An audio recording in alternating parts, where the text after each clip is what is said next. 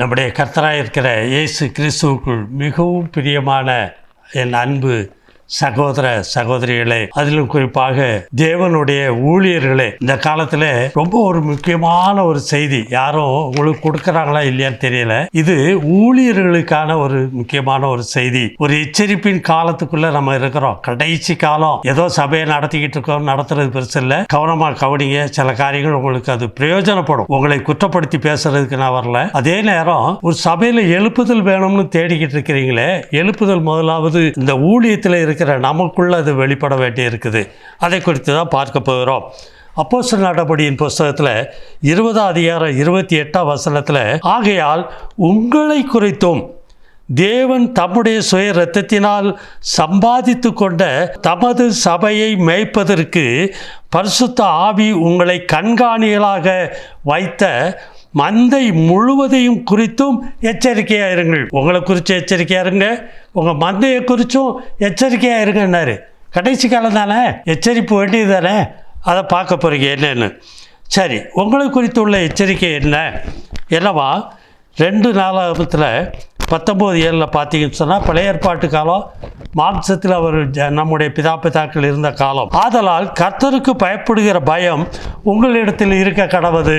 அந்த காலத்திலேயே அதை சொல்லி வச்சிருக்கிறாரு. நம்முடைய பிதாக்களுக்கு ஆசாரியர்கள், லேவியர்கள், மூப்பர்களாய், நியாயாதிபதிகளாய், ராஜாக்களாய், நியாயம் விசாரிக்கிறவர்களாய், தமது சபையை நியாயம் விசாரிக்கிறவர்களாய் வைக்கப்பட்டிருந்த அவர்களுக்கு சொல்றாரு, கர்த்தருக்கு பயப்படுகிற பயம் உங்களிடத்தில் இருக்க கடவுது. எச்சரிக்கையாக இருந்து காரியத்தை நடத்துங்கள். எச்சரிக்கை என்ன எச்சரிக்கை? கர்த்தருடைய சபையை கண்காணிக்கிறீங்க, நியாயம் விசாரிக்கிறீங்க. ராஜாக்களே, ஆசாரியர்களே, நியாயாதிபதிகளே, அந்த நாட்களில் இருந்த அவங்கள பார்த்து சொன்ன வார்த்தைகள் இதெல்லாம். உங்கள் தேவனாகிய கர்த்தரிடத்திலே அநியாயமும் முகத்தாச்சரியமும் இல்லை. அநியாயமும் கிடையாது அவர்கிட்ட, முகத்தாச்சரியமும் இல்லை, பரிதானமும் அவரிடத்தில் செல்லாது என்றான்.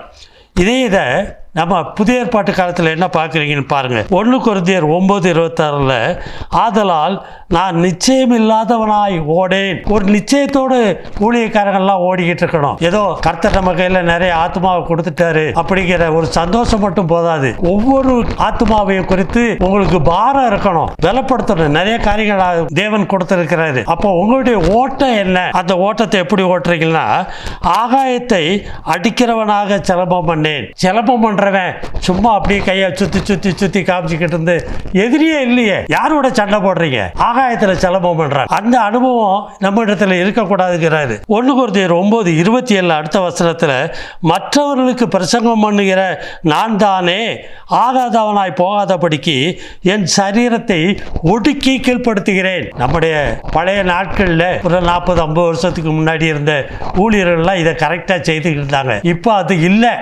கவனமாக இருங்க. உங்கள் சரீரத்தை முதல்ல ஒடுக்கி கீழ்ப்படுத்துங்கிறாரு.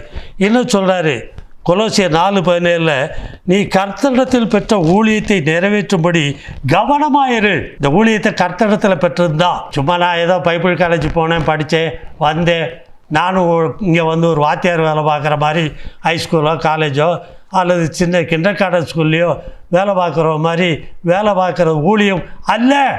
அது கர்த்தருடைய ஊழியம் அல்ல. சரியாக கற்றுக்கொள்ள தெரியணும். கர்த்தரிடத்தில் கற்றுத்தேறின வேதபாரகன் எவனும் தன்னுடைய பொக்கிஷத்திலிருந்து பழையவைகளையும் புதியவைகளையும் எடுத்து கொடுக்கிறவனாக இருப்பான். அதைத்தான் பார்க்க போகிறோம். 1 தீமோத்தேயு 4:16 உன்னை குறித்தும் உன் உபதேசத்தை குறித்தும் எச்சரிக்கையாயிரு. ஐயா, யாரும் ஊழியக்காரங்களுக்கு இப்படி வந்து பிரசங்கிச்சுக்கிட்டு இருக்க மாட்டாங்க. கூட்டம் கூடுவாங்க, உங்களுக்கு ஏதோ ஒரு காரியத்தை சொல்லி ஒரு 1/2 மணி நேரம் 1 மணி நேரம் செய்தியை சொல்லி உங்களை தேற்றி அனுப்பி விடுவாங்க. அதுவும் பழைய ஏற்பாட்டு காலத்தில் உள்ள பிதாக்களுடைய காரியத்தை சொல்லுவாங்க. இன்னும் பார்க்குறீங்க, இவைகளை நிலை கொண்டிரு, இப்படி செய்வாயானால் உன்னையும் உன் உபதேசத்தை கேட்பவர்களையும் ரட்சித்துக் கொள்வாய். எப்படி கடுமையாக சொல்கிறார் பாருங்க. இன்னும் பார்க்குறீங்க, அதில் ஒரு காரியத்தை, உங்களை கண்காணியாக பரிசுத்தாவி வச்சுருக்காரியா. நீங்கள் படித்த படிப்பு இல்லை. பைபிள் காலத்தில் என்ன படிச்சுட்டு வந்தீங்க?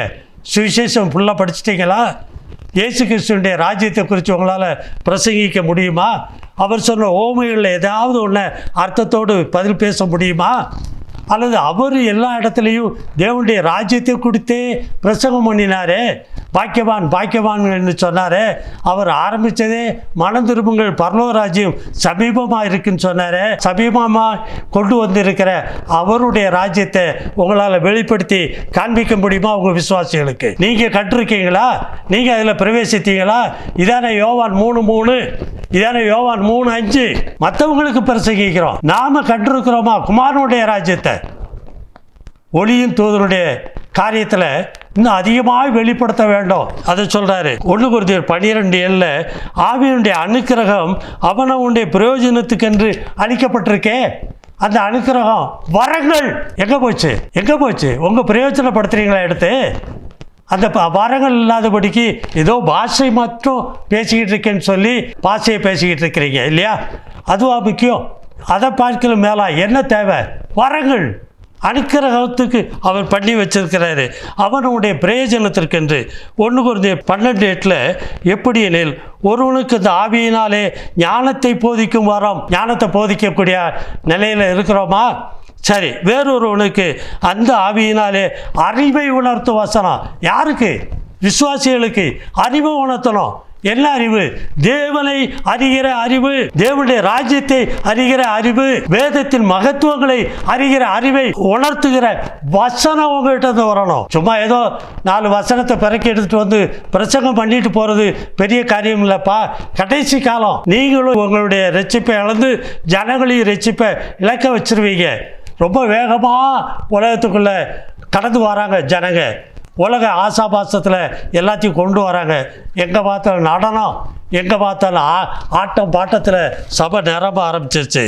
இன்னும் 1 கொரிந்தியர் 12:9 வேறொருவனுக்கு அந்த ஆவியினாலே விசுவாசமும். எப்படிப்பட்ட காரியம்? இதெல்லாம் நிறைய இருக்கப்பா. வேறொருவனுக்கு அந்த ஆவியினாலே குணமாக்கும் வரங்களும். அந்த குணமாக்கும் வரம் என்கிட்ட இருக்குன்னு சொல்லி உங்களை பெருமைப்படுத்திக்கிறதுக்கு இல்லை, உங்கள்கிட்ட கொண்டு வரப்பட்டு இருக்கிற ஆத்மாக்களை குணமாக்கி மாம்சீக பிரகாரமான குணமாக்குதலோ ஆவிக்குரிய குணமாக்குதலோ இது ரெண்டுலேயும் உங்களை உபயோகப்படுத்துவார் ஆவியானவர். இதெல்லாம் வரங்கள் அனுக்கிரகமாக கொடுத்துருக்காரு. இதெல்லாம் பெற்றுக்கொள்ள தெரியணும், அதில் நடக்க தெரியணும். இல்லை மாயையான ஒரு மனுஷனை கூப்பிட்டு வந்து பொய்யான மனுஷனை கூட்டிகிட்டு வந்து குணமாக்குறான்னு சொல்லி எண்ணெயை பூசுறதோ தண்ணியை தெளிக்கிறதோ அது இல்லைப்பா. அல்லது நான் கையை வைக்கிறேன் அவன் கீழே விழுவான், கீழே விழுகிறதுக்கா ஆவியானவர் உங்களுக்கு மேலே அதிகாரத்தை கொடுத்து வச்சிருக்கிறாரு. கீழே விழுகிறவனை எழுப்ப தெரியணும், அதுதான் உண்மை. அவர் பலப்படுத்துகிற ஆவி, பலவீனப்படுத்துகிற ஆவி அல்ல. 1 கொரிந்தியர் 12:10 இன்னும் வேறொருவனுக்கு அற்புதங்களை செய்யும் சக்தியும். இதெல்லாம் வேண்டி இருக்கு. கடைசி காலம் ஊழியக்காரங்கள் கையில் இதெல்லாம் வரணும், அற்புதங்களை செய்கிறவங்களா வெளிப்படணும். இன்னும் அது ஒரு சக்தி அவர் ஆவியானவர் கொடுக்கிறாரு. வேறொருவனுக்கு தீர்க்க தரிசனம் உரைத்தலும். தீர்க்க தரிசனம் என்ன? வரப்போகிற காரியங்களை எடுத்து சொல்ல தெரியணும், நடந்த காரியம் இல்லை. இன்னும் சொல்கிறாரு வேறொருவனுக்கு ஆவிகளை பகுத்தறிதலும். ஆவியை பகுத்தறிய தெரியணும். எல்லாரையும் சபைக்குள்ளே ஏற்றி செய்தி கொடுக்க விடுறது இல்லை. இன்னும் அதிகமாக நல்ல செய்தியை கொடுக்குறவன், சத்தியத்தை போதிக்கிறவனை உள்ளே வர விடாமல் இருக்கிறது இதை விட கேடான காரியம். கவனமாக கவனிங்க. வேறொருவனுக்கு பற்பல பாசைகளை பேசுதலும். பற்பல பாசை தேவைன்னா அவர் பேச வைப்பார். தெலுங்குக்காரங்க நிறையா வந்திருக்காங்க, எனக்கு தெலுங்கு தெரியாது, ஆனால் என்ன தெலுங்கில் பிரசங்கம் பண்ண வச்சார்னா அது ஆவியானவருடைய கிரியை. வேறொருவனுக்கு அந்த பாசைகளை வியாக்கியானம் பண்ணுதலும் அளிக்கப்பட்டிருக்கிறது. நம்மளே பேசி நம்மளே வியாக்கியானம் பண்ணுறதில்லை. கவனமாக கவனிங்க, இதெல்லாம் கடைசி காலம். 1 கொரிந்தியர் 12:11 இவைகளையெல்லாம் அந்த ஆவியானவர் நடப்பித்து நமக்குள்ள நடப்பிக்கிறாரா? கவனமாக இருங்க. நடப்பித்து தமது சித்தத்தின்படியே அவனுக்கு பகிர்ந்து கொடுக்கிறார். இன்னும் அதில் 31ஆம் வசனத்தில் பார்த்தீங்கன்னா இப்படி இருக்க முக்கியமான வரங்களை நாடுகள். சும்மா பாசையை மட்டும் பேசிக்கிட்டு இருந்தால் போதாது, நாடுகள். இல்லைன்னா எதுக்கு ஊழியத்தில் இருக்கிறோம்?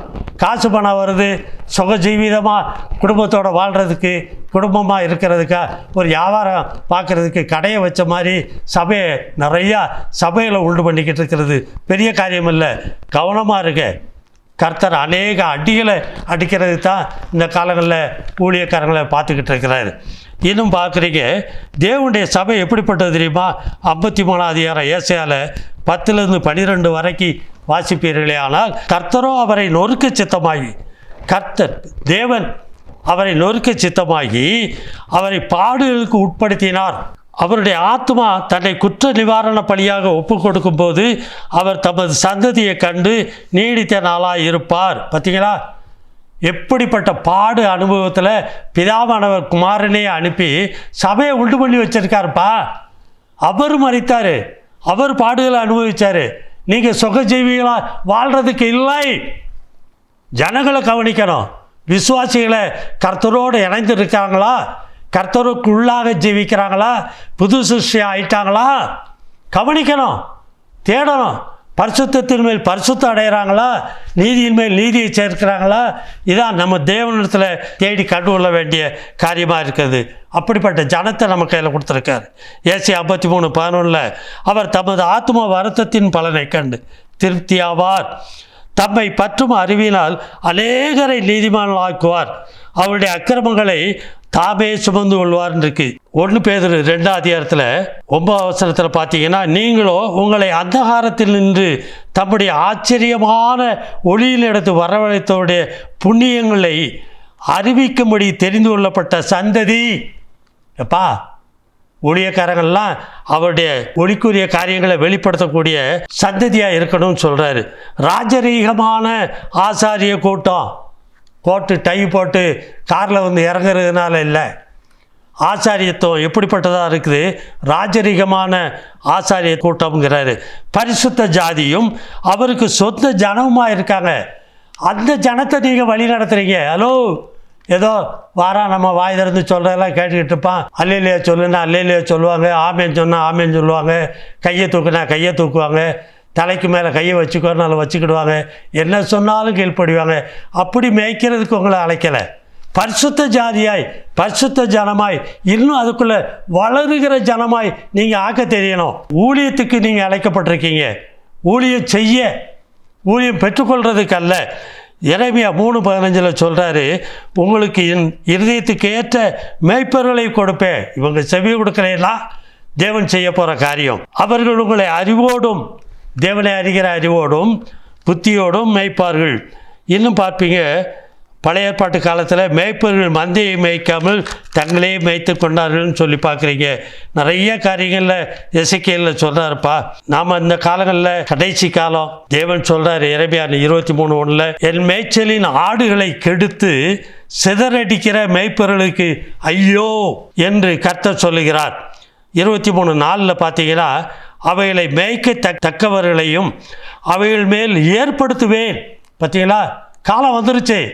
இனிமேல் உங்கள் காரியங்கள்லாம் நடக்காது. சர்க்கஸில் கோமாளியெல்லாம் ஆடுற மாதிரி இருக்க சபை அல்ல. இன்னும் சொல்கிறாரு, இனி அவைகள் பயப்படுவதும் இல்லை, கலங்குவதும் இல்லை, காணாமல் போவதும் இல்லை என்று கர்த்தர் சொல்லுகிறார். அல்லேலூயா. நான் உங்களை கஷ்டப்படுத்தி நினைக்காதீங்க, ஏதோ வாய்க்கு வந்ததெல்லாம் சொல்லிட்டு போகிறான்னு நினைக்காதீங்க. கடைசி கால எச்சரிக்கை. தேவன் கொடுத்ததை உங்கள் மத்தியில் வச்சுட்டு போகிறேன். கர்த்தர் நடத்துவார்.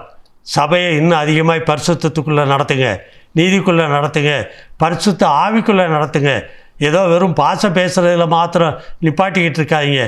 ஆவியானவருடைய உணர்த்துதல் அவங்களுக்குள்ளே இருக்கணும், அக்கினி எரியணும். இல்லை அதை குறித்து அதிகமாக தேவன் வெளிப்படுத்துவார்.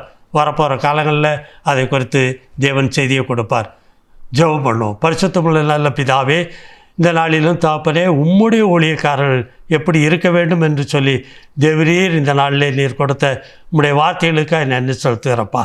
தேவனே, இந்த நாளிலாவது அப்பா அவர்கள் தங்களை தாங்களே உய்ந்து ஆராய்ந்து அப்பா மனம் திரும்பி கர்த்தருடைய சபையை வெளியேறப்பட்ட இரத்தத்தினாலே சம்பாதித்து கொடுத்த அந்த சபையை காத்து கொள்ளத்தக்கதாய் இந்த கடைசி நாட்களில் சத்ருவாகிய பிசாசானுடைய கரத்திலிருந்தும் உலகத்தின் அதிபதியாய் அவனுடைய கரத்திலிருந்து தகப்பனே காத்துக்கொள்ள, இன்னும் மாம்ச இச்சைகளினாலே நடக்கிற வீணான ஜனங்கள் மத்தியில் கலைகளாய் அதிகமாய் கூட்டி சேர்த்து விடாதபடிக்கு தேவனுடைய பிள்ளைகளாய் சேர்க்கத்தக்கதை உதவி செய்யும், பலப்படுத்தும், முற்றிலும் பிள்ளைகளை காத்துக்கொள்ளும். எல்லாவற்றுக்கும் மேலாய் தகப்பனே, உம்முடைய பரிசுத்தாவின் வரங்களை ஒன்றிலும் குறைவற்றவர்களாய் இவர்கள் காணப்படத்தக்கதாய் அனுக்கிரகம் பண்ணி கொடுத்துள்ளும். கர்த்தரும் அருமை இரட்சகருமான இயேசு கிறிஸ்து மூலம் ஜெபங்களும் ஜீவனுள்ள பிதாவே, ஆமென்.